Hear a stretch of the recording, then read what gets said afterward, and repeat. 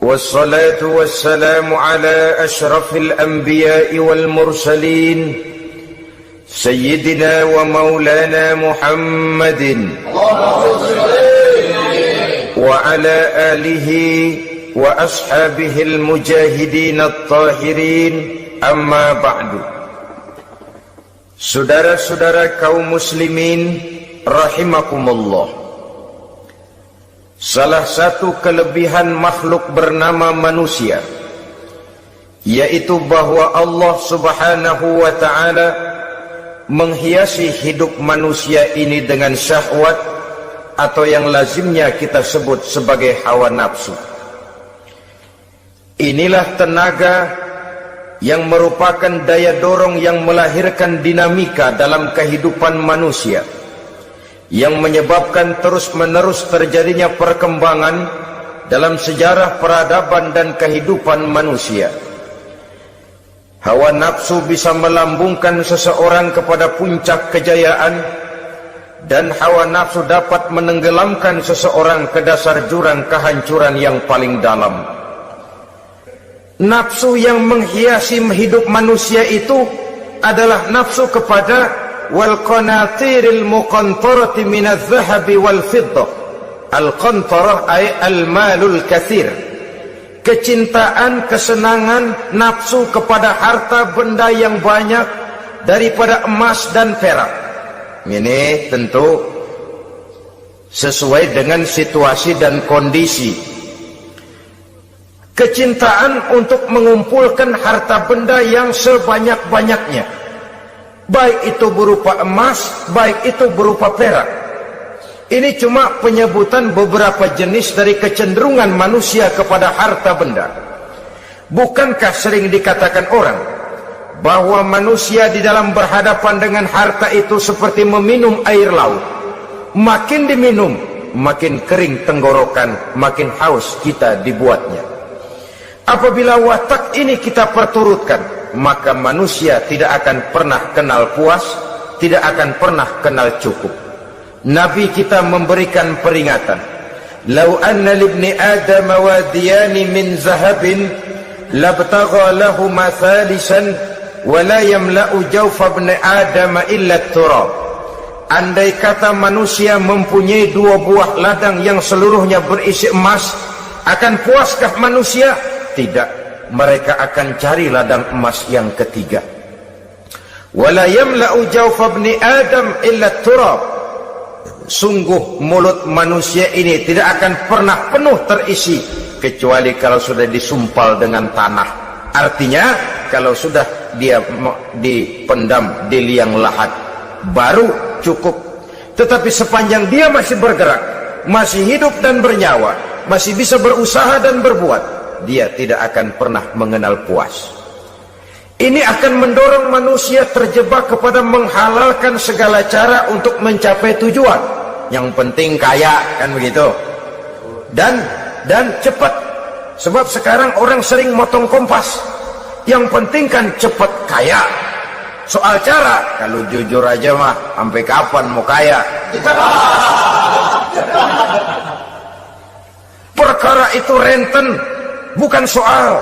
Perkara itu judi, tidak jadi masalah.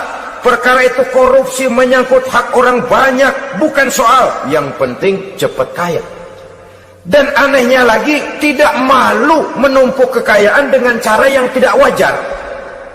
Ya kan orang hidup bermasyarakat tuh bisa dianalisa tuh.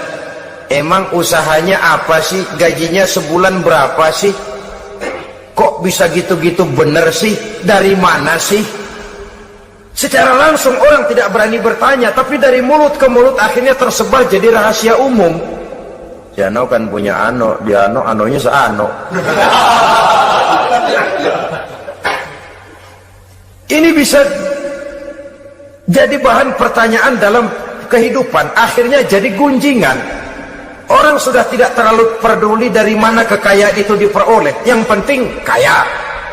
Dengan menghalalkan segala macam cara, terjebaklah ke dalam cara-cara mafia, terjebaklah ke dalam cara-cara yang tidak wajar, tidak bijaksana, memperkuat klik, clean, dengan menghantam yang lain. Saudara-saudara kaum muslimin rahimakumullah, bahwa manusia punya nafsu ingin kaya itu boleh. Agama memberikan tuntunan, memberikan aturan. Tidak hanya sekedar asal kaya, tidak hanya sekedar asal banyak harta.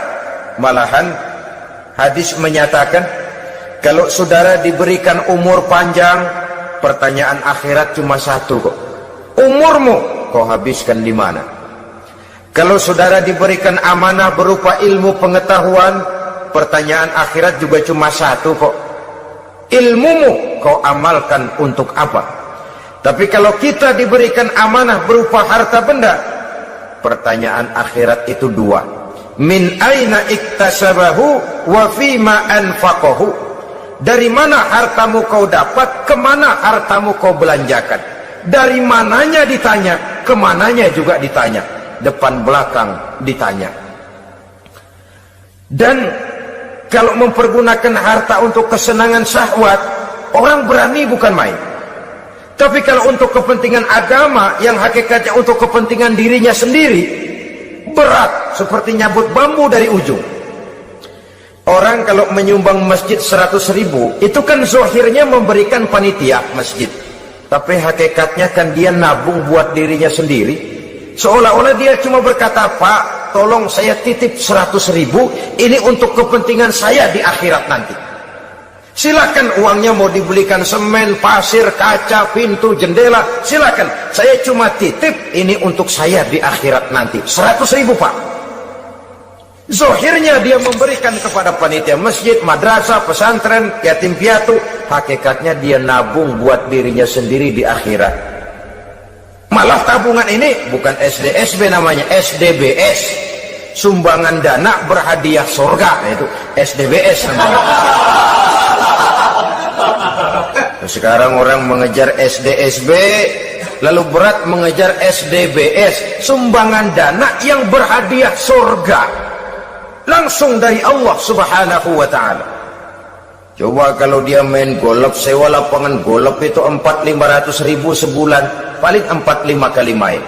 Beli stick golfnya saja sampai jutaan. Datang panitia pembangunan masjid 100.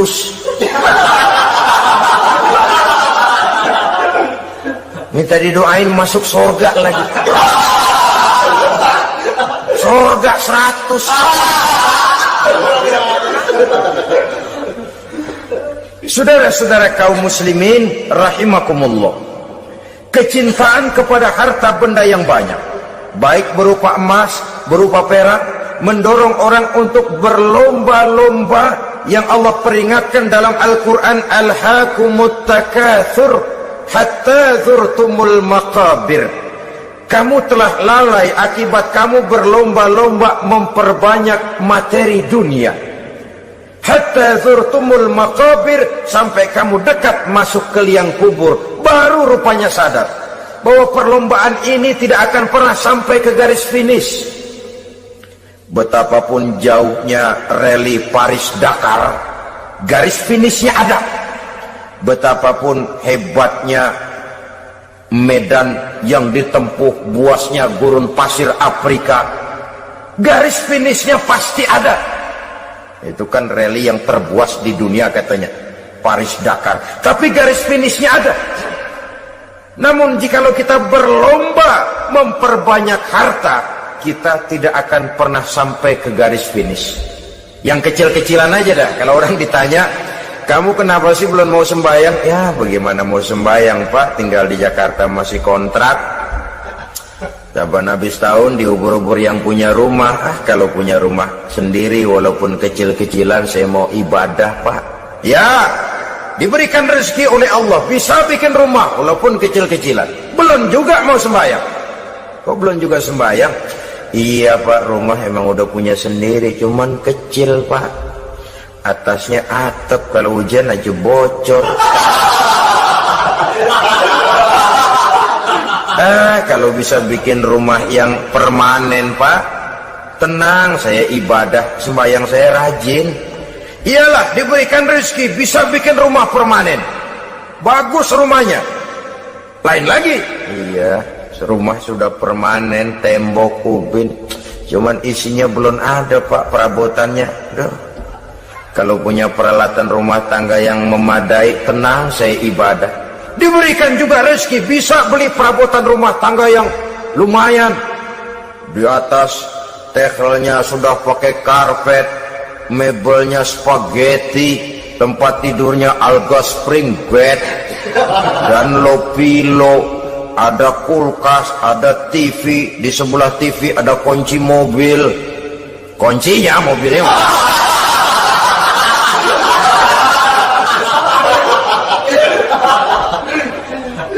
Bagaimana? Sekarang sudah cukup perabotan? Perabotan sudah ada Pak, cuman kendaraan belum punya ini.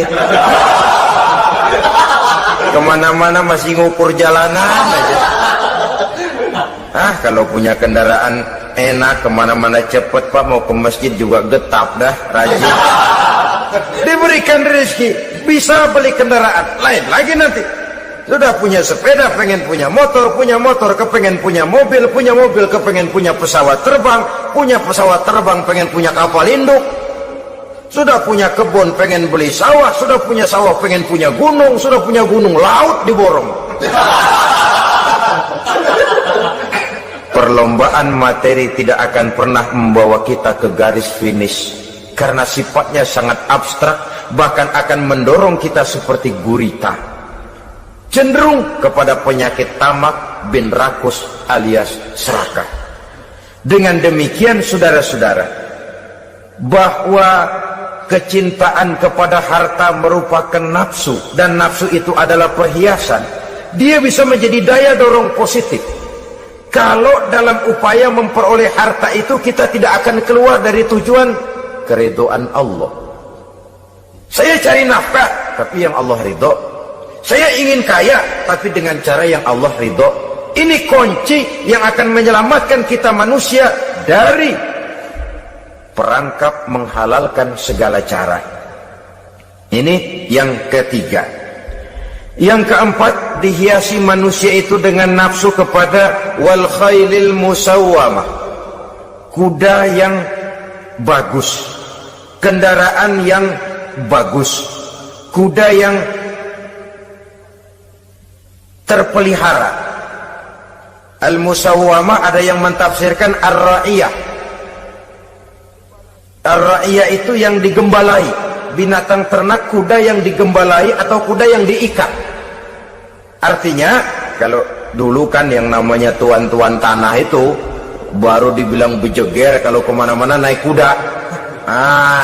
Jet set zaman dulu itu udah kelompok jet set itu kendaraan. Kalau sekarang baby benda, dulu mah kuda band.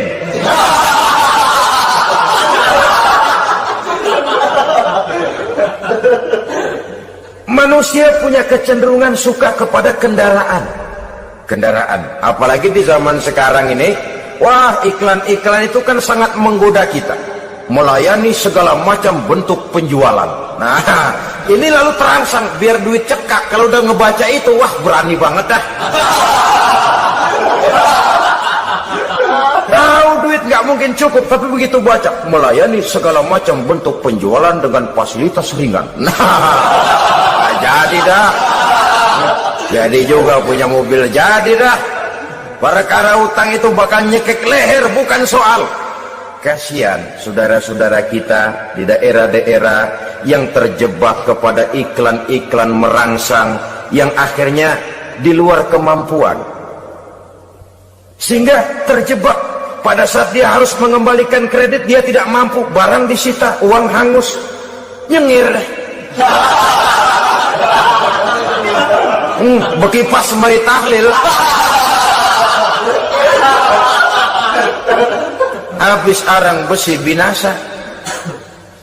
Bahwa kita menginginkan kendaraan yang serba baik, silahkan. Tiap akhir tahun ganti merek, keluar yang baru, ganti lagi. Itu kalau orang yang mampu. Buat kita yang tidak mampu, kenapa tidak bersyukur melihat yang lebih rendah di bawah kita? Alhamdulillah kita punya mobil, tangga kita cuman punya motor. Yang punya motor, syukur kita punya motor bisa rada cepetan. Tangga sebelah punya sepeda. Mana-mana kekejek mulu. Yang punya sepeda, alhamdulillah punya sepeda. Tangga sebelah kemana-mana jalan kaki. Yang jalan kaki, syukur masih bisa jalan. Teman sebelah lumpuh bertahun-tahun. Yang lumpuh, alhamdulillah masih hidup. Tangga sebelah kemarin out, nggak balik lagi. Saudara-saudara, saya pikir menengok ke atas itu perlu supaya ada rangsangan kita untuk maju. Tapi menengok ke bawah pun juga lebih perlu agar kita mensyukuri yang ada dan tidak suudzon, tidak buruk sangka kepada Allah. Apa yang diberikan Allah kepada kita sekarang ini, itulah yang terbaik menurut Allah untuk kita. Saudara-saudara kaum muslimin rahimakumullah. Dahulu ada seorang pemuda, matanya buta. Dia mengeluh, ya Allah, kenapa saya dilahirkan dalam keadaan buta? Apa dosa saya? Apa salah saya? Andai kata saya tidak buta, saya melihat keindahan alam ini, saya lebih akan bersyukur kepadamu ya Allah.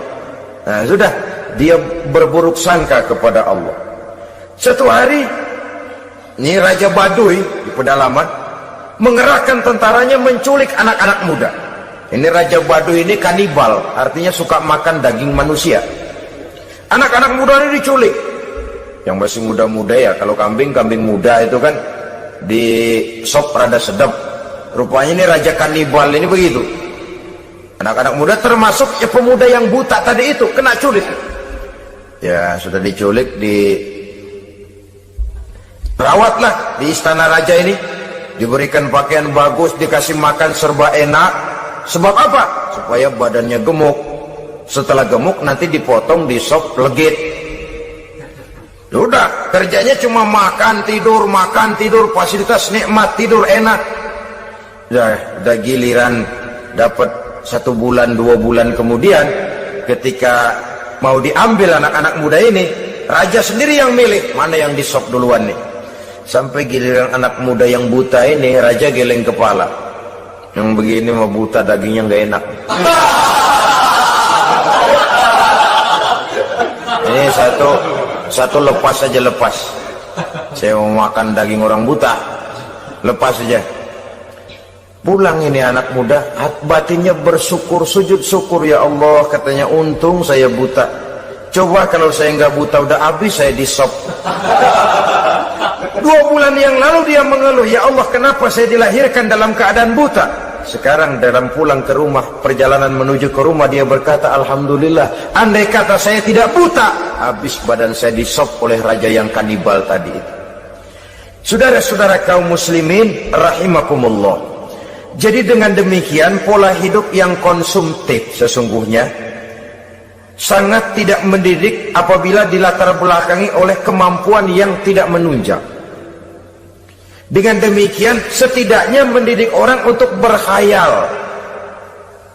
Anak-anak muda sama merek mobil ngerti banget dah, punya kagak?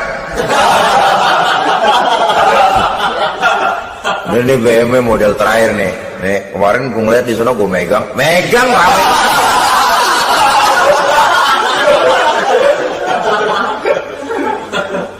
Tulul amal ini kalau tidak diimbangi dengan saluran yang positif, dia akan terjebak kepada penyakit tulul amal, panjang angan-angan. Baiklah ya, wal khailil musawwamah.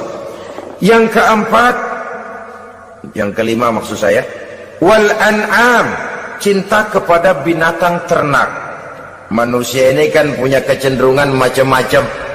Setelah rumahnya bagus, hartanya banyak, kendaraannya cukup, ingin beternak.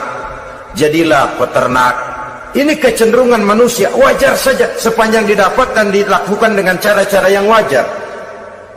Wal hars, dan tumbuh-tumbuhan, bertani, bersawah, berladang, itu merupakan kecenderungan daripada manusia. Keseluruhan itu, kata Allah, kecintaan kepada wanita, kepada anak, kepada harta benda, kepada kendaraan, kepada binatang ternak, kepada tumbuh-tumbuhan, zalika, semua itu mata'ul hayatid dunya, merupakan kesenangan hidup dunia. Berapa lama kesenangan hidup dunia? Sebentar, seumur manusia. Seumur manusia. Bahkan kadang-kadang pada saat dia masih hidup pun orang tidak sepenuhnya sempat menikmati kesenangan hidup dunia. Apabila ajal datang, selesailah kehidupan dunia sampai di situ. Orang-orang kafir, buat mereka surganya di dunia ini. Bila kehidupan di dunia selesai, selesailah sudah surganya sampai di situ. Kesemua itu, kata Allah, merupakan kesenangan daripada kehidupan di dunia. Wallahu indahu husnul ma'ab, dan Allah mempunyai tempat kembali yang sangat baik. Nah, setelah Allah menjelaskan semua itu, pada ayat yang ke-15 Allah memberikan jalan keluarnya. Memperturutkan nafsu kepada wanita, anak-anak, harta benda, kendaraan, binatang ternak. Bijaksanakah itu? Dalam ayat ke-15 surah Ali Imran ini Allah memberikan penjelasan tuntas. Qul a'unabbi'ukum bi khairim min zalikum. Katakan kepada mereka Muhammad, maukah kamu aku beri kabar yang lebih baik dari semua itu? Lebih baik daripada kesenanganmu kepada wanita, kepada anak-anak, kepada harta benda, kepada kendaraan dan sebagainya. Mau kamu aku beritahu yang lebih baik daripada semua itu? Jawaban tentu mau. Kalimatnya bukan ukhbirukum, a'unabbi'ukum. An-naba itu berita yang besar. Lain dengan al-khabar, itu berita biasa saja. An-naba, sehingga pembawa berita disebut nabi. Dari naba yanbi, pembawa berita yang benar. A'unabbi'ukum, maukah aku tunjukkan kepada satu berita yang benar-benar besar dan benar-benar lebih baik dari yang semua disebutkan tadi. Apa jalan keluarnya? Lillazina taqaw 'inda rabbihim jannatun tajri min tahtihal anhar. Bagi orang-orang yang bertakwa kepada Allah, mereka akan mendapatkan surga yang di bawahnya mengalir sungai. Khalidina fiha, mereka akan kekal di dalamnya. Wa azwajun mutahharah, dan mereka mendapat istri-istri yang suci. Waridwanum minallah, dan keridhaan daripada Allah subhanahu wa ta'ala. Kalau kamu hai orang-orang yang beriman, kalau kamu hai manusia menyangka bahwa nafsu kepada wanita, anak-anak, mengumpulkan harta benda, kendaraan yang menarik, binatang ternak dan tumbuh-tumbuhan itulah yang lebih baik untuk kesenangan dunia, memang itu kesenangan dunia. Tapi nih, seolah-olah kata Allah, nih, saya kasih tahu kamu, aku beritahu yang lebih baik dari semua itu. Apa? Takwa kepada Allah. Kecintaan kepada wanita. Kalau takwa dasarnya, orang nggak amburadul, nggak semrawut, nggak pokoknya gue asal perempuan dan membuat terus. Tapi punya kaidah, punya norma. Demikian juga kepada anak-anaknya. Demikian juga kepada harta benda. Pokoknya asal harta, mau halal mau haram, tekuk terus dah. Semuanya dilandasi oleh taqaw, lillazina taqaw, oleh ketakwaan kepada Allah. Nah, ketakwaan ini akan menghasilkan apa? Inda rabbihim jannatun tajri min tahtihal anhar. Melahirkan, menghasilkan surga yang di bawahnya mengalir sungai-sungai. Saudara-saudara kaum muslimin rahimakumullah, jika kita menyangka bahwa wanita bisa memberikan kesenangan, iya, kesenangan dunia. Jika kita menyangka bahwa harta benda bisa memberikan kesenangan, iya, kesenangan dunia. Jika kita menyangka bahwa kendaraan bisa memberikan kesenangan, iya, kesenangan dunia. Tapi kita tidak cuma ingin itu, kita ingin itu semua juga bisa membawa kesenangan akhirat. Caranya landasi dengan takwa. Kesenangan kepada wanita didasari dengan takwa. Maka jangan jadikan wanita cuma sekedar alat pemuas hawa nafsu. Kesenangan kepada anak-anak dilandasi dengan takwa. Maka anak-anak diarahkan kepada jalan yang diridhoi Allah. Kesenangan kepada kendaraan dilandasi dengan takwa. Maka kendaraannya selalu mengarah berjalan menuju jalan takwa, diridhoi oleh Allah subhanahu wa ta'ala. Kalau tidak, tuh mobil asal lempengan Ancol gancang banget dah. Tapi giliran dihadapin ke masjid, mogok mulu. Urusan ngaji ada aja halangannya tuh kendaraan. Tapi kalau untuk urusan maksiat ngebut benar-benar. Dilandasi dengan ketakwaan, sehingga dengan demikian tidak hanya sekedar surga di dunia ini, tapi lebih-lebih di surga di akhirat nanti. Khalidina fiha, kekal. Kalau dunia ini kan zillun zail, bayangan. Hari ini kita jaya, besok kita bangkrut. Siapa yang mau menghalangi?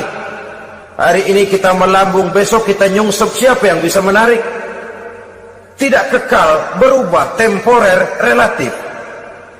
Di sana kebahagiaan yang dilandasi dengan takwa ini sudah surga, kekal di dalamnya, azwajun mutahharah. Mendapat istri-istri yang suci.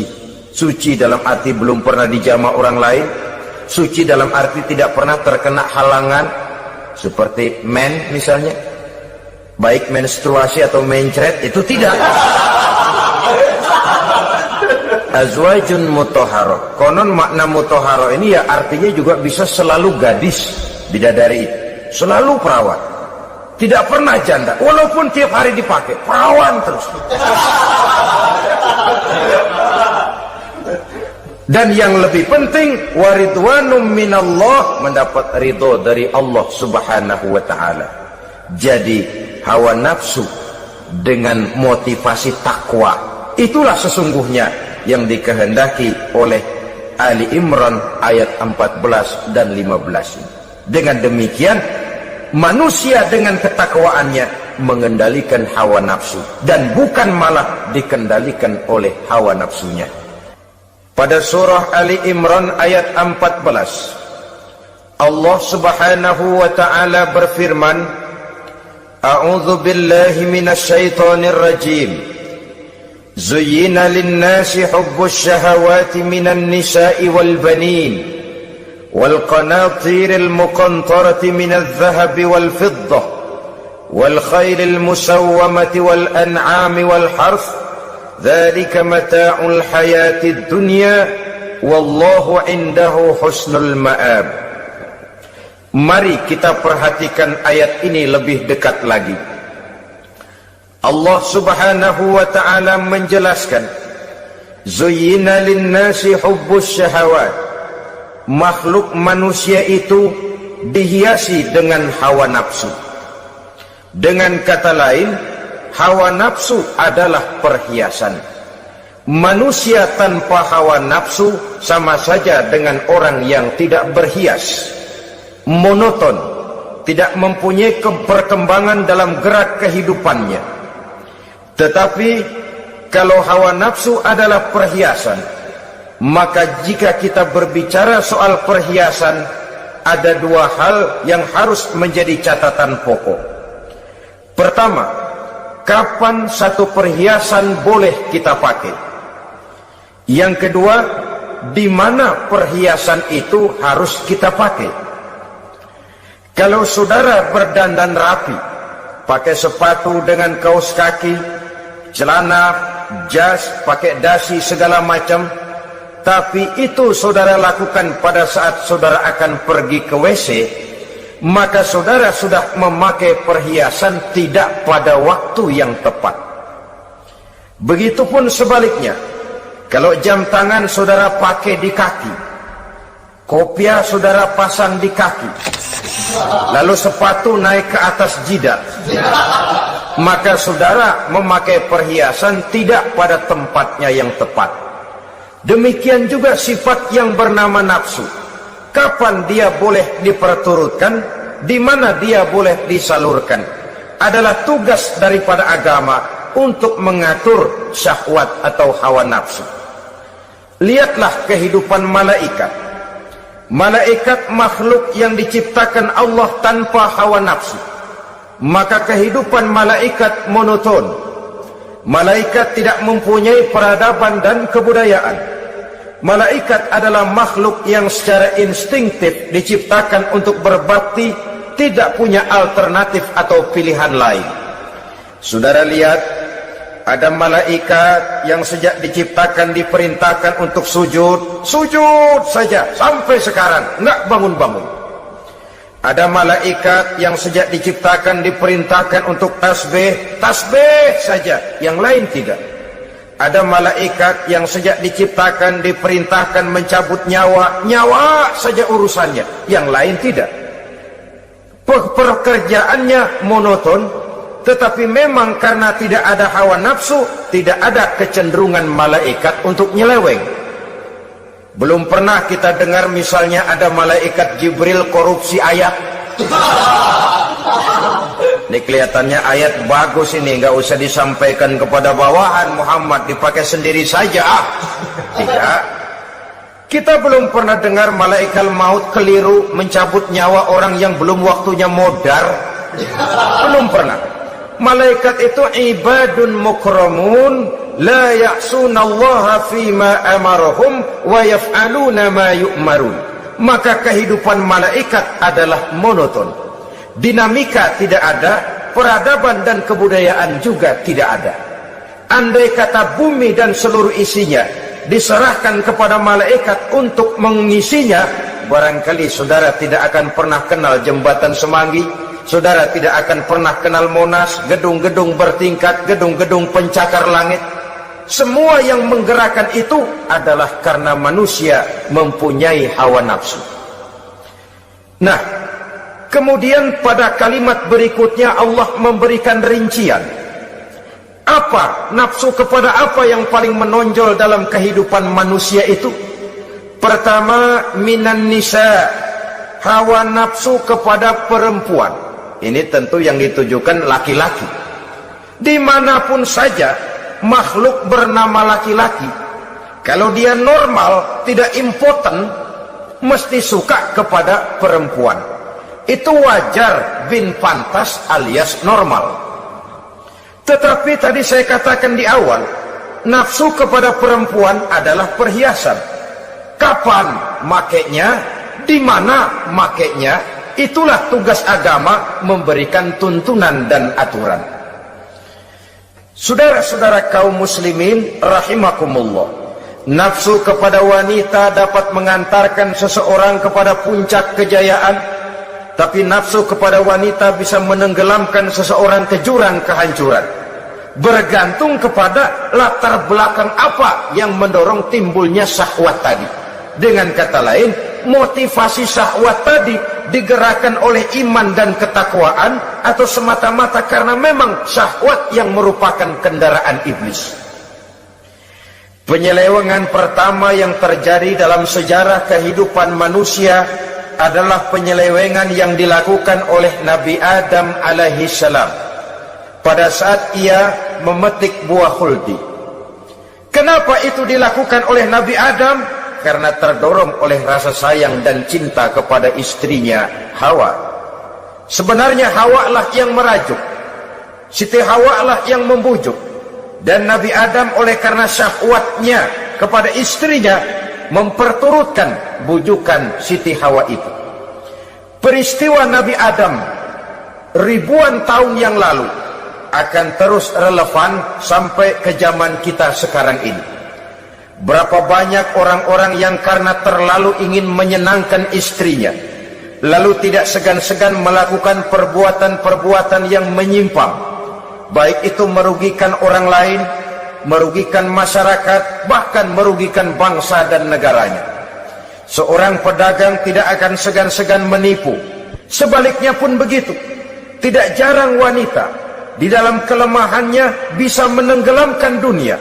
Seorang suami yang jujur, polos, lugu, sederhana bisa jadi koruptor ulung karena didorong-dorong oleh istrinya. Istrinya barangkali bisa saja dibakar-bakar oleh tetangganya. Suaminya jujur, sederhana, kepala bagian, tempatnya basah tapi melarat. Istri rupanya tidak sabar melihat gaya hidup yang makin konsumtif, persaingan yang makin tajam. Suaminya dikipas-kipasin. Kata istrinya, "Bang, tetangga sebelah kita lakinya pegawai kecil, Bang, tapi gelangnya kayak pelek beca. Abang ini kepala bagian tidak bisa membelikan saya macam itu, percumalah." Kata suaminya, "Ya bagaimana, Bu, gaji saya cuma segitu-gitunya. Ya namanya kepala bagian, apaan kayak sahabat dulu. Kalau sudah berpikir ke arah ini, artinya sudah ngipasi suaminya untuk melakukan tindakan yang tidak wajar. Saudara-saudara kaum muslimin rahimakumullah, sejak zaman klasik sampai kepada zaman kita sekarang ini, kita melihat kecenderungan syahwat kepada wanita ini. Julius Caesar yang katanya gagah perkasa ternyata tunduk di bawah kaki Cleopatra. Napoleon Bonaparte, the Lion of Europe, singa daratan Eropa, luas kekuasaannya, gagah perkasa tentaranya, kepada siapa dia tunduk? Ke bawah kakinya Margaret Josephine. Demikianlah di zaman kita sekarang, kita melihat di Jepang betapa Perdana Menteri Uno didesak mengundurkan diri dari jabatan Perdana Menterinya oleh karena terlibat skandal dengan geisha. Kita juga melihat di Amerika betapa Senator Gary Hart dari Partai Demokrat yang masih muda, jenius, diharapkan masa depan Amerika lahir dari tangannya, terpaksa mengundurkan diri dari calon presiden oleh karena terlibat skandal dengan Donna Rice. Kita juga menyaksikan betapa parlemen dan kabinet di Inggris sempat geger oleh karena skandal Pamela Bordes, pelacur kelas kakap yang melanglang buana mencari sasaran-sasaran kakap. Ini adalah kisah kejatuhan yang diakibatkan oleh hubbus syahawat minan nisa. Oleh karenanya benar jika Nabi kita menyatakan an-nisa'u imadul bilad, wanita adalah tiang negara. Jikalau baik wanita, baik negara. Jikalau rusak wanita, hancur negara. Kalau syahwat kepada wanita cuma semata-mata karena syahwat, maka seorang laki-laki akan memandang wanita cuma sekedar alat pemuas hawa nafsu. Nilainya rendah. Sedangkan agama kita mengajarkan ma akraman nisaa illa karimun wa ma ahanan nisaa illa laimun, kata Nabi. Tidak akan menghormati kaum wanita kecuali orang-orang yang terhormat, dan tidak akan merendahkan derajat kaum wanita kecuali memang orang-orang yang rendah moralnya. Dengan kata lain, apabila syahwat minan nisa ini dilandasi dengan semangat iman dan ketakwaan, maka kehidupan Rasulullah sallallahu alaihi wasallam sungguh menjadi figur dan contoh dalam kehidupan kita. Perkawinannya bukan karena wajah yang cantik semata-mata, tapi lebih merupakan nilai ibadah kepada Allah Subhanahu wa taala.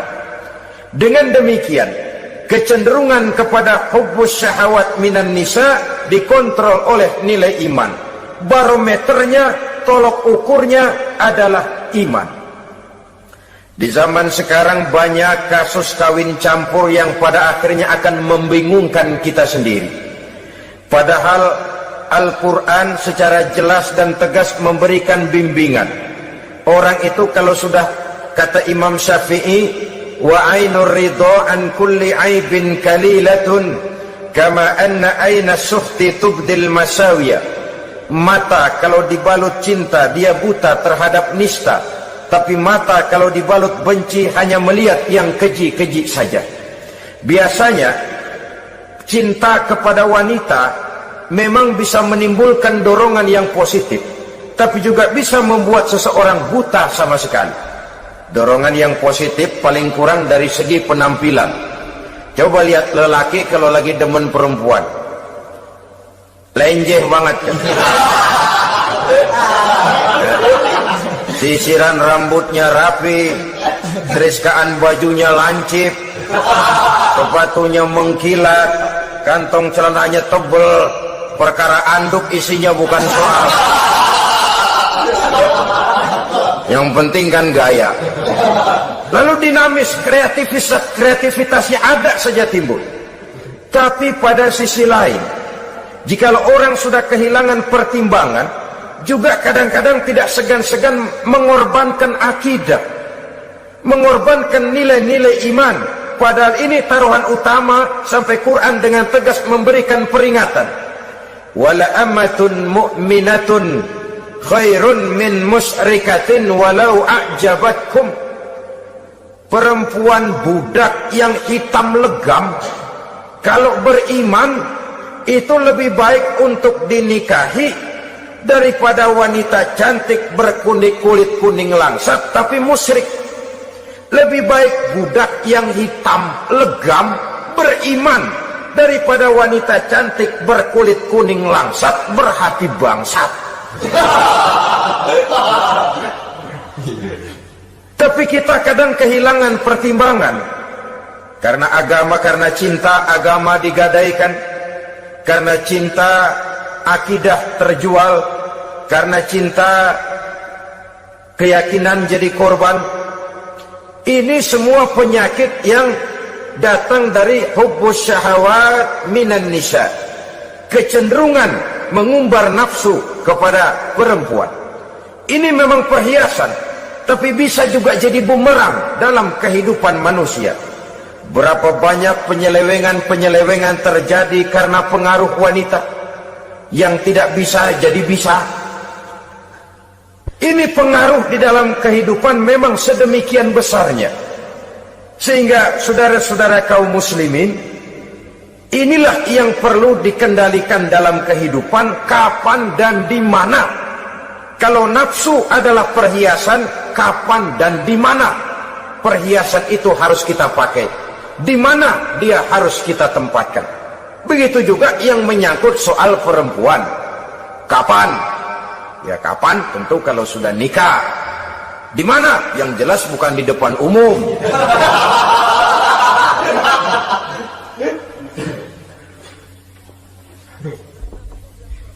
Ini nafsu yang pertama, minan nisa. Yang kedua, wal banin. Dihiasi juga manusia dengan kecintaan kepada banin. Makna banin di sini al-aulad, anak-anak laki. Kenapa disebut banin, anak-anak laki? Karena pertama, sering anak laki itu lebih jadi kebanggaan buat orang tuanya ketimbang anak perempuan. Sebabnya apa? Pertama, faktor nasab, silsilah lebih kuat kepada laki-laki ketimbang perempuan. Yang kedua, faktor cita-cita. Orang tua kalau punya anak laki-laki, cita-citanya panjang. Nak, kau nanti jadi dokter ya, nak jadi insinyur ya, nak jadi pilot ya, nak jadi pengusaha ya, nak jadi presiden ya. Tapi kalau dia punya anak perempuan, paling ya nak, mudah-mudahan nanti kamu dapat jodoh orang baik nak, dapat jodoh orang soleh. Saudara-saudara, yang ketiga, anak perempuan itu kalau sudah berkeluarga biasanya pindah kepada lingkungan keluarga lain, sehingga orang berkata punya anak perempuan banyak sebenarnya seperti agen. Artinya ada yang mau bawa, kan begitu. Ada yang minta ambil, ada yang berminat buntel. Paling dia nengokin orang tuanya ya lebaran. Ya syukur kalau sebulan sekali atau seminggu sekali, tapi minimnya kan lebaran. Dengan demikian dari garis nasab ini lebih kuat al-banin ketimbang al-banat. Manusia dihiasi dengan kecintaan kepada anak-anak. Sering karena terlalu cinta kepada anak, kita menjerumuskan anak. Terlalu sayang kepada anak, segala maunya kita perturutkan tanpa kendali dan kendala. Akhirnya sifat yang demikian itu malah mendorong anak untuk manja, tidak percaya kepada kemampuan yang dimilikinya, selalu mengandalkan kepada kebesaran, kemampuan daripada orang-orang yang dibanggakannya itu. Dan dalam kondisi demikian, kedewasaan dan tanggung jawabnya akan lambat berkembang. Maka Allah subhanahu wa ta'ala memperingatkan bahwa harta dan anak bisa menjadi fitnah. Dalam ayat lain Allah juga memperingatkan, ya ayyuhalladzina amanu la tulhikum amwalukum wa auladukum an zikrillah. Wahai orang-orang yang beriman, jangan sampai hartamu dan anak-anakmu memalingkan kamu daripada mengingat Allah. Jangan sampai kesibukanmu kepada anak dan harta benda menyebabkan kamu sampai lupa mengingat Allah subhanahu wa ta'ala. Berapa banyak manusia yang tenggelam dengan melupakan Allah, jauh dari agama, jauh dari tuntunan syariat, oleh karena disibukkan oleh persoalan anak dan persoalan harta benda. Maka satu-satunya jalan, jikalau kita tidak ingin anak kita sampai memalingkan kita daripada mengingat Allah, nilai-nilai keimanan harus ditanamkan kepada mereka sedini mungkin. Dengan bekal ini, maka mereka, anak-anak kita, insya Allah tidak akan membuat kita orang-orang tua ini berpaling daripada mengingat Allah, berpaling daripada kehidupan beragama. Memang karena anaklah kita orang tua peras keringat banting tulang, pergi pagi pulang sore cari nafkah. Karena anaklah kita orang tua, kepala jadi kaki, kaki jadi kepala. Asal mereka bisa menikmati hari depan yang lebih baik dari yang kita nikmati sekarang ini. Tapi berapa banyak juga orang-orang tua yang tidak sadar akan amanah berupa anak ini. Mereka lalai, mereka bersikap masa bodoh, padahal tidak akan ada yang tidak dipertanggungjawabkan di hadapan Allah Subhanahu wa ta'ala. Orang tua bisa mendapat pensiunan pahala kalau anaknya tumbuh menjadi anak yang soleh. Tetapi orang tua pun bisa saja masuk neraka karena anaknya menjadi anak yang kurang ajar dan orang tuanya sama sekali tidak pernah memberikan pendidikan yang sebagaimana mestinya. Saudara-saudara kaum muslimin rahimakumullah, kita tentu berharap memperoleh pensiunan pahala dan bukan mendapat tambahan dosa dari kekurang ajaran anak-anak kita akibat kita sebagai orang tuanya tidak pernah mau mendidik mereka. Dalam hadis ada diriwayatkan, ada anak kurang ajar, sembahyang tidak, puasa ibadah tidak, kenal Allah tidak, beriman pun tidak, dosa kelewat banyak, kejahatan berkarat. Di akhirat nanti disidang dia, ditanya, kamu kenal siapa Tuhanmu? Tidak. Kamu tahu siapa nabimu? Tidak. Kitab sucimu apa? Tidak tahu. Kiblatmu di mana? Tidak ada. Kamu sholat? Tidak pernah. Kamu puasa? Tidak pernah. Wah, kalau begitu kamu rusak sekali, kamu neraka.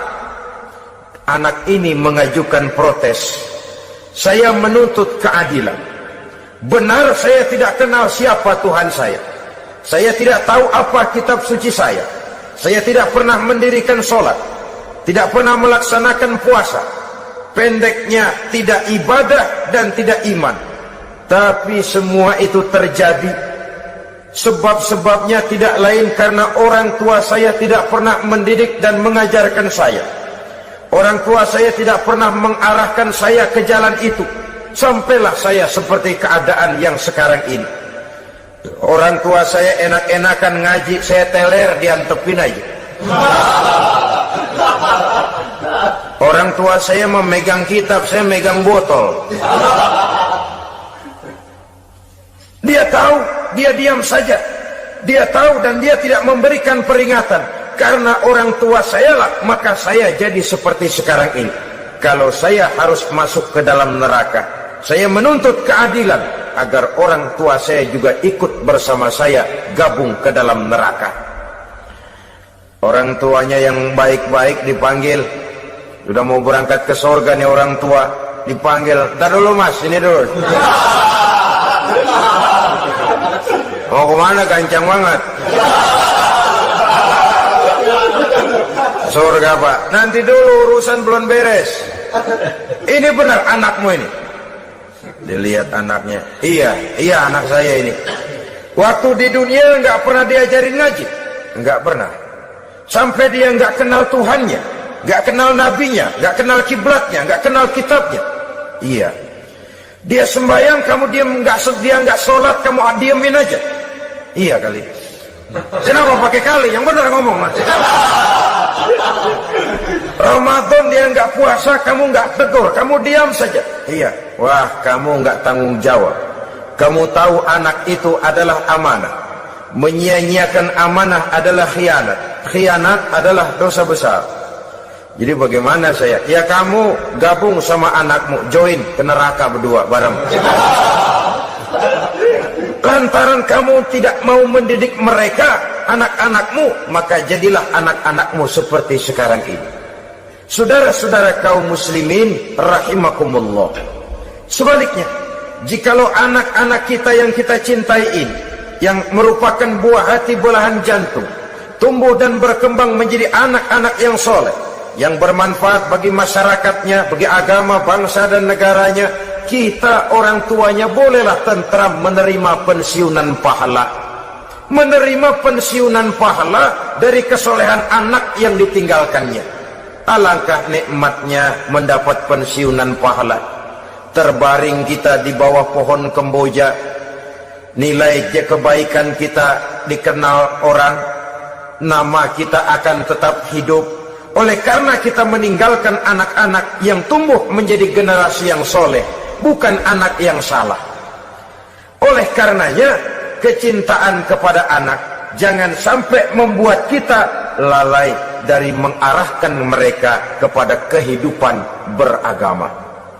Di zaman sekarang ini, kecenderungan kita mengarahkan anak pun sudah kepada kecenderungan yang berbau materialistis. Maka yang ramai bagaimana anak bisa mengejar program MBA, Master of Business Administration, supaya keluar bisa jadi manajer. Bagaimana anak lalu kursus komputer, supaya keluar menjadi tenaga yang canggih di bidang komputer.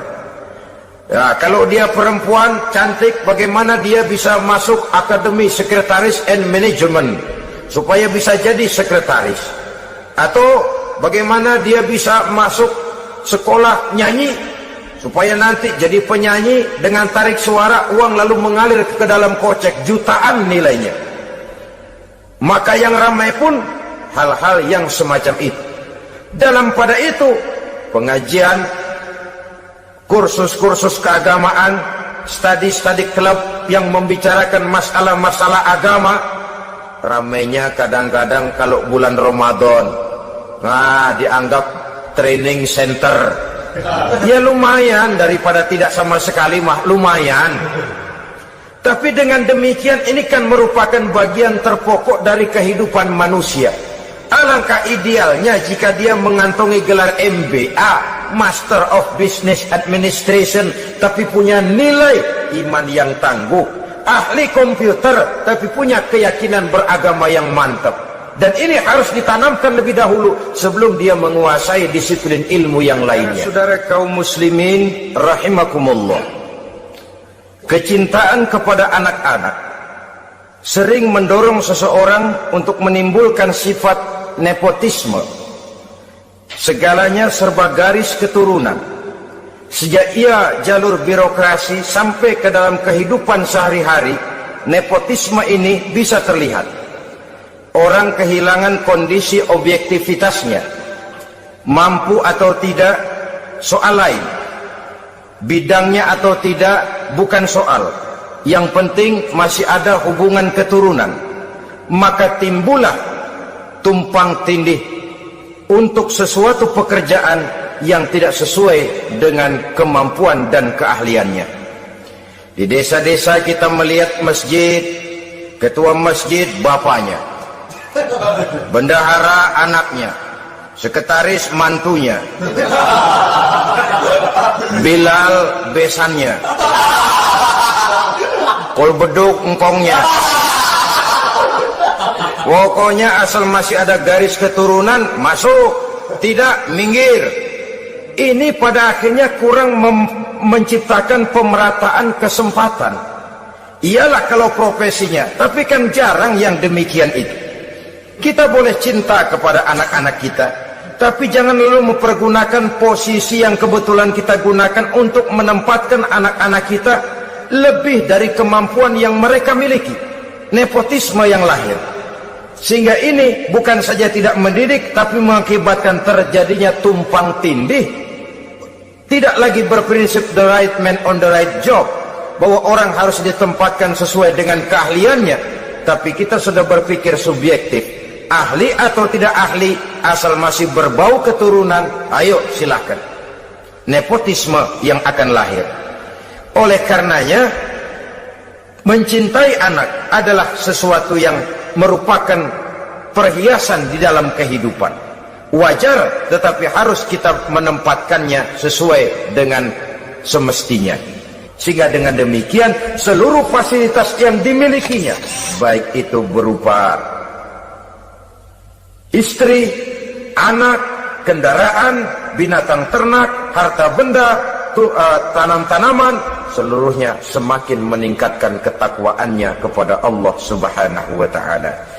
Mudah-mudahan kita bisa mencapai tingkat ini, di mana kita hidup mampu dan sanggup mengendalikan nafsu, bukan malah dikendalikan oleh hawa nafsu.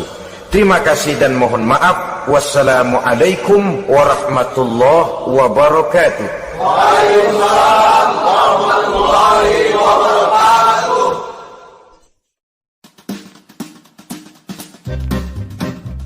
Assalamualaikum warahmatullahi wabarakatuh. Waalaikumsalam warahmatullahi wabarakatuh. Bismillahirrahmanirrahim. Alhamdulillahi rabbil alamin. Wal aqibatu lil muttaqin. Wala udwana illa 'alal zalimin. والصلاة والسلام على أشرف الأنبياء والمرسلين سيدنا ومولانا محمد وعلى آله وأصحابه المجاهدين الطاهرين أما بعد. Saudara-saudara kaum muslimin rahimakumullah, salah satu kelebihan makhluk bernama manusia, yaitu bahwa Allah Subhanahu wa Ta'ala menghiasi hidup manusia ini dengan syahwat, atau yang lazimnya kita sebut sebagai hawa nafsu. Inilah tenaga yang merupakan daya dorong yang melahirkan dinamika dalam kehidupan manusia, yang menyebabkan terus-menerus terjadinya perkembangan dalam sejarah peradaban dan kehidupan manusia. Hawa nafsu bisa melambungkan seseorang kepada puncak kejayaan, dan hawa nafsu dapat menenggelamkan seseorang ke dasar jurang kehancuran yang paling dalam. Nafsu yang menghiasi hidup manusia itu adalah nafsu kepada wal qanatiril muqantarati minadh dhahabi wal fiddah. Al qantarah ay al malul katsir. Kecintaan, kesenangan, nafsu kepada harta benda yang banyak daripada emas dan perak. Ini tentu sesuai dengan situasi dan kondisi. Kecintaan untuk mengumpulkan harta benda yang sebanyak-banyaknya, baik itu berupa emas, baik itu berupa perak. Ini cuma penyebutan beberapa jenis dari kecenderungan manusia kepada harta benda. Bukankah sering dikatakan orang bahwa manusia di dalam berhadapan dengan harta itu seperti meminum air laut. Makin diminum, makin kering tenggorokan, makin haus kita dibuatnya. Apabila watak ini kita perturutkan, maka manusia tidak akan pernah kenal puas, tidak akan pernah kenal cukup. Nabi kita memberikan peringatan, "Lau anna libni Adam wadiyani min zahabin labtagha lahu mathalisan wa la yamla'u jawfa ibni Adam illa turab." Andai kata manusia mempunyai dua buah ladang yang seluruhnya berisi emas, akan puaskah manusia? Tidak, mereka akan cari ladang emas yang ketiga. Wala yamla'u jawfa ibni Adam illa turab. Sungguh mulut manusia ini tidak akan pernah penuh terisi kecuali kalau sudah disumpal dengan tanah. Artinya kalau sudah dia dipendam di liang lahat baru cukup. Tetapi sepanjang dia masih bergerak, masih hidup dan bernyawa, masih bisa berusaha dan berbuat, dia tidak akan pernah mengenal puas. Ini akan mendorong manusia terjebak kepada menghalalkan segala cara untuk mencapai tujuan. Yang penting kaya, kan begitu. Dan cepat. Sebab sekarang orang sering motong kompas. Yang penting kan cepat kaya. Soal cara, kalau jujur aja mah, sampai kapan mau kaya? Perkara itu renten, bukan soal. Perkara itu judi, tidak jadi masalah. Perkara itu korupsi menyangkut hak orang banyak, bukan soal. Yang penting cepat kaya. Dan anehnya lagi, tidak malu menumpuk kekayaan dengan cara yang tidak wajar. Ya kan orang hidup bermasyarakat tuh bisa dianalisa tuh. Emang usahanya apa sih? Gajinya sebulan berapa sih? Kok bisa gitu-gitu bener sih? Dari mana sih? Secara langsung orang tidak berani bertanya, tapi dari mulut ke mulut akhirnya tersebar jadi rahasia umum. Si Ano kan punya Ano, dia Anonya seano. Ini bisa jadi bahan pertanyaan dalam kehidupan, akhirnya jadi gunjingan. Orang sudah tidak terlalu peduli dari mana kekayaan itu diperoleh, yang penting kaya. Dengan menghalalkan segala macam cara, terjebaklah ke dalam cara-cara mafia, terjebaklah ke dalam cara-cara yang tidak wajar, tidak bijaksana, memperkuat klik, clean, dengan menghantam yang lain.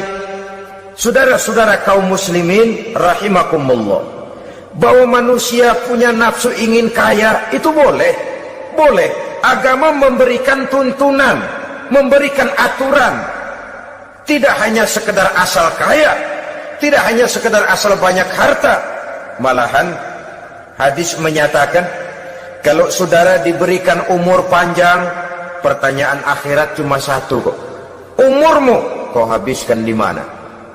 Kalau saudara diberikan amanah berupa ilmu pengetahuan, pertanyaan akhirat juga cuma satu kok. Ilmumu kau amalkan untuk apa? Tapi kalau kita diberikan amanah berupa harta benda, pertanyaan akhirat itu dua. Min aina iktasabahu wa fima anfaqahu. Dari mana hartamu kau dapat, kemana hartamu kau belanjakan. Dari mananya ditanya, kemananya juga ditanya. Depan belakang ditanya. Dan kalau mempergunakan harta untuk kesenangan syahwat, orang berani bukan main. Tapi kalau untuk kepentingan agama, yang hakikatnya untuk kepentingan dirinya sendiri, berat seperti nyabut bambu dari ujung.